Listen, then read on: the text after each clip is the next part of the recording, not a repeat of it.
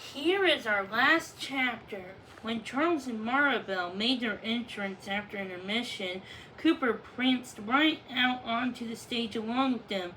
Charles heard rustling in the audience and some oohs and ahs and exclamations of, "Oh, he's so cute!"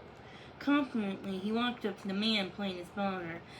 "Papa," he said, trying to speak slowly and clearly, "may I bring our new papa to the house, Ray Zion?" The actor smiled broadly. "Of course. Just keep an eye on him and make sure he doesn't go underfoot." Once those two new lines were out of the way, Charles relaxed. Everything was gonna be alright now that Cooper was there. Before he knew it, they were into the next scene, the one in which the mothers, who liked the idea of a marriage between their family, planned a picnic where both their families would meet. In this dinner was the picnic scene itself with Charles' favorite song, the picnic song. Cooper liked that one too. He always along when the happy chorus went, "Under the trees, we'll eat what we please. A picnic's fine with me." Cooper was even a part of the final scene, the wedding that would unite the two families. He sat between Charles and Maribel and barked his approval when the minister, Reverend Little, declared Faith Wetmore and Joseph Smythe man and wife. At the very end of the scene, Ebenezer Wetmore and Jedediah Smythe began to argue again. Now that their settlement was going to become a real town, they would have to decide on a name, and of course they would not agree. The audience laughed as the two men sang their final song, another version of their first one. Before Charles knew it, he was holding hands with Maribel as they took a bow together in front of the stage. This time, he was certain he heard Dad's whistle of a "Go Charles!" from Lizzie. Charles smiled and waved and gave Cooper, who stood in front of them, the sign for take a bow. Charles and Lizzie had taught Cooper his 11th trick, and he was good at it. Cooper stretched out his short little legs with his butt high up in the air, and the way he wanted to do when he wanted to play. The applause and whistles grew louder. A few moments later, Charles and Maribel grinned at each other as they waited in the wings. The applause had not stopped, meaning they had to go out again for a second curtain call. When they walked back on stage, the lights were on. They could see the whole audience standing on their feet, applauding like mad. A standing motivation, whispered Maribel. "I believe that's supposed to be motivation, but it got cut off." "Yeah." As Charles, and Cooper took another bow. "I guess they really liked us." He saw her scanning the audience. "I wonder where that agent is sitting." And she said, "I wonder who he's going to talk to after the show. Maybe he can make somebody in here to a store." Charles shrugged. "Oh, who cares? All I want to know is I can't wait to get out of this scratchy, stupid shirt." When the applause finally ended, all the actors filed the stage.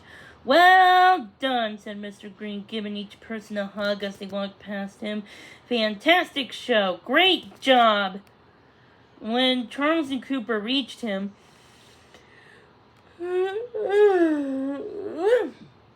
Mr. Green whooped. "The stars of the night."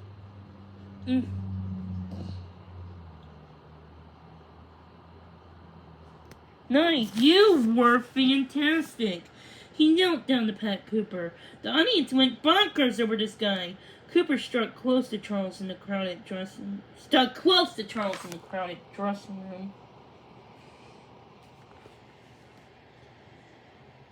room as Charles changed his clothes and scrubbed the goopy makeup off his face. "Ugh!" Charles told the puppy. You're lucky you didn't have to wear lipstick. Cooper thumped his toes and grinned a doggy grin up at Charles. I'm a natural. Everybody says it. When Cooper and the rest of the cast members stepped forward into the main theater, a crowd was waiting for them. Parents, brothers, sisters, friends, everyone burst into applause again. When they saw the actors, Charles spied his family near Mrs. Davis' piano and ran to them. Charles, you were great, said Mom.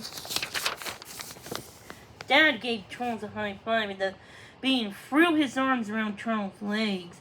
Cooper was great, too. Lizzie bent down to scratch the puppy's head. He's really something else. And he and Buddy get along so well.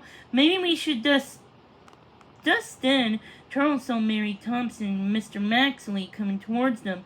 Mr. Maxley gave them a smile and 2 thumbs up. Was that for the player because he despised Cooper a new home?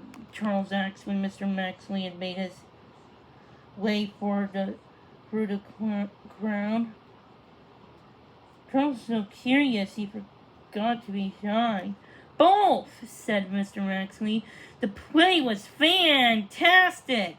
Mary's right in your acting and singing, and of course Cooper's role. All great. And? Asked Charles. Yes, I found Cooper a home, said Mr. Maxley, beaming down the short-legged pup. With me!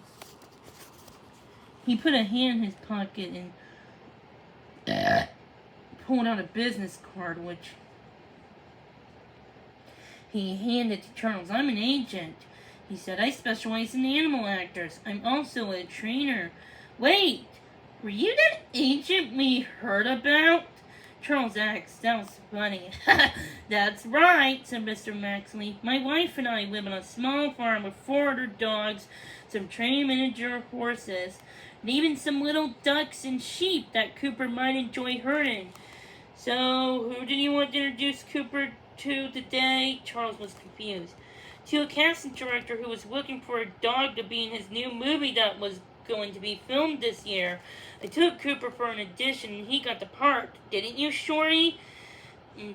Mr. Maxley smiled down at the stubby-legged pup. There was no competition. None at all. Charles glanced down at Lizzie, expecting her to look disappointed. She had fallen in love with Cooper just the way she had, but she was smiling. Your place sounds like doggy heaven, she said. In this segment, one of her foster puppies is gonna be a movie star. Charles, and the bean all plopped down on the floor and threw their arms around Cooper. I'll miss you, Charles said into the soft puppy's ear. But I think you're gonna be very happy in your new home. When he stood up, Charles handed the business card to Mr. Maxley. No, you keep it, said Mr. Maxley. That way you can check up on Cooper any time. Also, please call me if you decide you would like to keep acting. I have an agent friend who works with kids, and I think she would be very interested in meeting you. You have a real presence up on that stage. Charles felt himself blushing. He shook his head. Acting is okay, but there are other things I would rather do. I think my acting days are probably over after tonight's show, he said. But I can't wait to see Cooper on the big screen. The end. Wasn't that a good story? I'm gonna go grab our next story.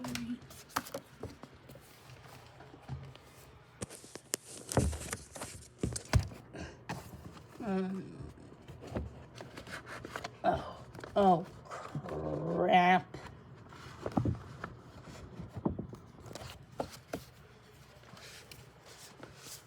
Mystery Pups Framed, coming November 9th.